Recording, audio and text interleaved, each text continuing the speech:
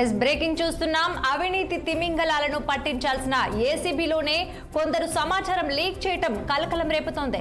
అక్రమార్కులకు పాల్పడుతున్న వారిపై ఇక దాడులు నిర్వహించాల్సిన సిబ్బందే సదరు అవినీతి అధికారులకు ముందస్తు సమాచారం ఇస్తూ వారి నుంచి లక్షల్లో వసూళ్లకు పాల్పడుతున్నట్లు ఆరోపణలు వస్తున్నాయి. నల్లగొండ ఏసీబీ విభాగంలో పనిచేస్తున్న ఓ సిఐ, హోంగార్డ్ కలిసి ఈ దందాను నడిపిస్తున్నట్లు సమాచారం. ఇక ఈ వ్యవహారంపై ఉన్నతాధికారుల దృష్టికి వెళ్లడంతో విచారణ మొదలైనట్లు తెలుస్తోంది.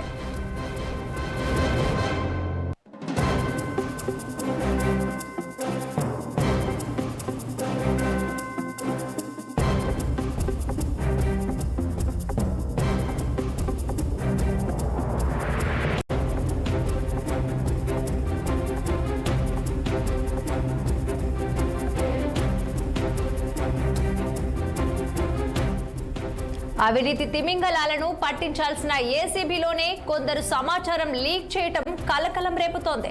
అక్రమార్కులకు పాల్పడుతున్న వారిపై దాడులు నిర్వహించాల్సిన సిబ్బందే సదరు అవినీతి అధికారులకు ముందస్తు సమాచారం ఇస్తూ వారి నుంచి లక్షల్లో వసూళ్లకు పాల్పడుతున్నట్లు ఆరోపణలు వస్తున్నాయి. నల్లగొండ ఏసీబీ విభాగంలో పనిచేస్తున్న ఓ సిఐ, హోంగార్డ్ కలిసి ఈ దందాను నడిపిస్తున్నట్లు సమాచారం. ఈ వ్యవహారంపై ఉన్నతాధికారుల దృష్టికి వెళ్లడంతో విచారణ మొదలైనట్టు తెలుస్తోంది.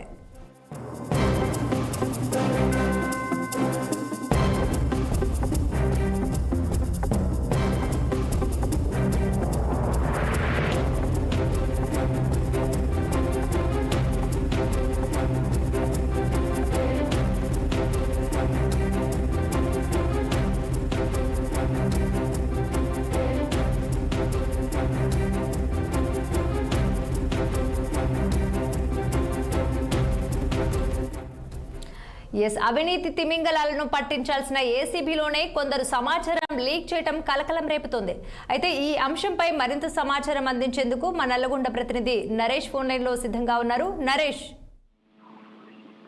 నల్గొండ జిల్లాలో ఏసీబీ విభాగంలోని అవినీతి ఆరోపణలు అయితే సంచలనం చేస్తున్న పరిస్థితి అయితే కనపడుతుంది. అయితే మనకి చూసుకోవచ్చు, నల్గొండ జిల్లాలోని ఏసీబీలో సమాచారం లీక్ అవుతుందనే ఆరోపణలు అయితే తీవ్ర చర్చకైతే దారి తీస్తున్నాయి. అయితే అవినీతి కేసుల్లో చిక్కుకున్న అధికారులను కాపాడేందుకు ఏసీబీలోని పనిచేస్తున్న ఓ సిఐతో పాటు ఒక హోంగార్డ్ కలిసి పనిచేస్తున్న ఆరోపణలు మాత్రం బలంగా వినిపిస్తున్నాయి.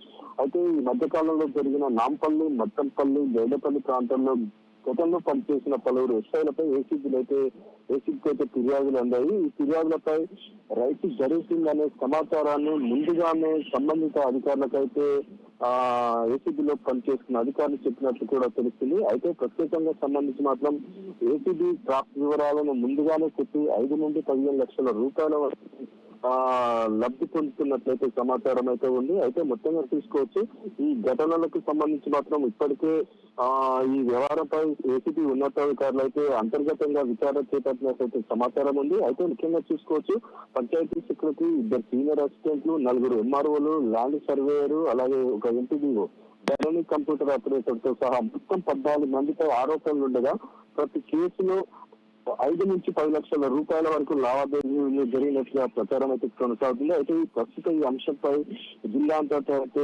చర్చనీయాంశంగా అయితే మారింది. విచారణలో నిజానాలు వెలుగులోకి వస్తే మాత్రం కీలక పరిణామాలు చోటు చేసుకునే అవకాశం అయితే ఉంది. రాధిక, ఈ ఏసీబీ టాప్ సంబంధించి. Thanks for the updates Naresh.